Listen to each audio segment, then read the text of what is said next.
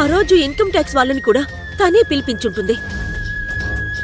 అలాగే మహిళా మండలి వాళ్ళ ద్వారా బలవంతంగా తాళి కట్టించుకున్న అర్జున్ బాబు తనతో కాపురం చెయ్యడని యమజకు బాగా తెలుసు. అందుకే అలా డ్రామాలాడింది. కాకమ్మా, ఒక మనిషి మనకి నచ్చకపోతే తనేం చేసినా మనకి నచ్చదు. నీకు అక్క మీద ద్వేషం ఉంది. అందుకే తను చేసేవన్నీ నీకు తప్పుగానే కనిపిస్తున్నాయి. అది కాదు కావేరి. చూడమ్మా, నేనెలాంటి వైద్యురాలనో నీకూ తెలుసు. గత 40 ఏళ్లుగా నేను ఇదే వృత్తిలో ఉన్నాను. నీ ప్రాణాన్ని, అర్జున్ బాబు ప్రాణాన్ని కూడా నేనే కాపాడానుగా. మర్చిపోయావా అమ్మా? నువ్వు నమ్మినా నమ్మకపోయినా ఆ యమజ గర్భవతి కాదమ్మా. సరే కావేరి, మేం ఎవ్వరం చెప్పినా నువ్వు నమ్మవు. ఏ మనిషి అయితే తను మారానని నీ మనసుకు కళ్లకు గంతలు కట్టిందో ఆ మనిషితోనే నీకు నిజం చెప్పిస్తాను. అప్పుడే నీకు ఆ యమజ నిజస్వరూపం తెలుస్తుంది.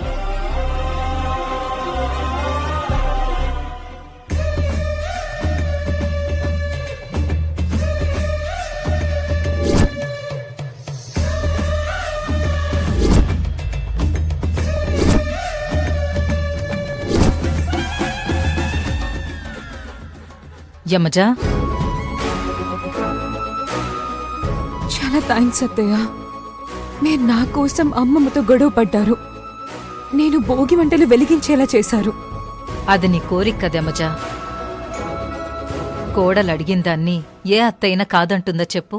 సారీ అత్తయ్య.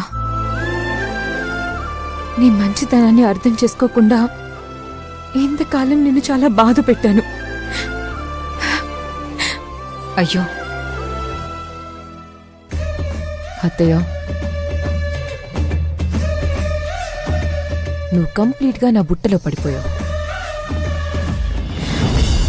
యమజా, ఏంటిది చిన్నపిల్లలా? నీకు నేనున్నానని చెప్పాను కదా, ధైర్యంగా ఉండు. థ్యాంక్స్ అత్తయ్య. నన్నెవరూ అర్థం చేసుకోకపోయినా మీరు అర్థం చేసుకున్నారు. నాకది చాలు. నువ్వు అత్తయ్య మాటలేం పట్టించుకోకు. ఆవిడ నిన్ను తిట్టడం నాకు కూడా బాధగానే అనిపించింది. కాని పెద్దావిడ కదా, ఆవిడ భయాలు బెంగలు ఆవిడకుంటాయి. పర్వాలేదు అత్తయ్య. అమ్మమ్మ నన్ను నమ్మడానికి టైం పడుతుంది. అంతవరకు వెయిట్ చేస్తాను. అత్తయ్య, ఇప్పటికే చాలా లేట్ అయింది. నేను వెళ్ళి మీకు టిఫిన్ రెడీ చేస్తాను. సరే.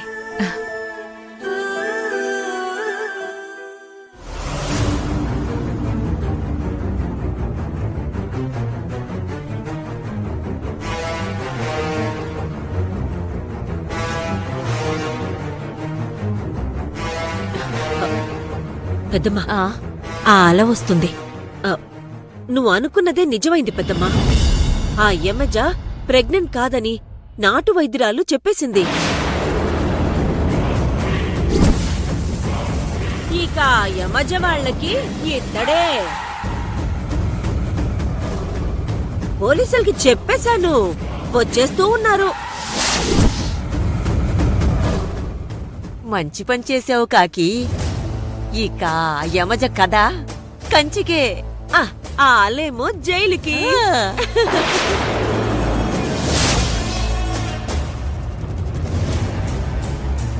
పాపం ఆ ఆలేం చేసిందే? చేసిందంతా ఆ యమజే కదా. అనవసరంగా ఆ ఆలకు గొంతు పోగొట్టించేశావు.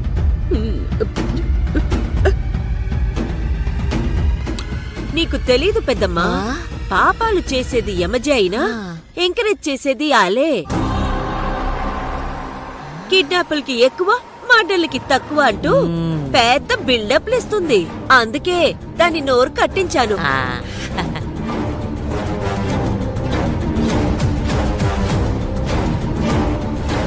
పోన్లేవే పాపం, దానికి మళ్ళీ మాటలొచ్చేలా చెయ్యమ్మా. అప్పుడే కాదు పెద్దమ్మా, దానికి పూర్తిగా బుద్ధి రావాలి.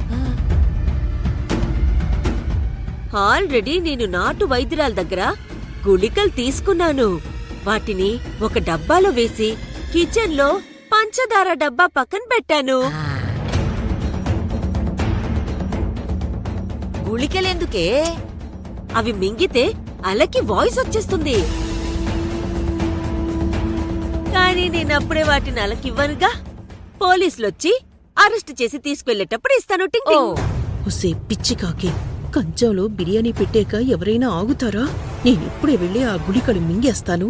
తర్వాత యమజ దగ్గరికెళ్ళి విషయం కక్కేస్తాను.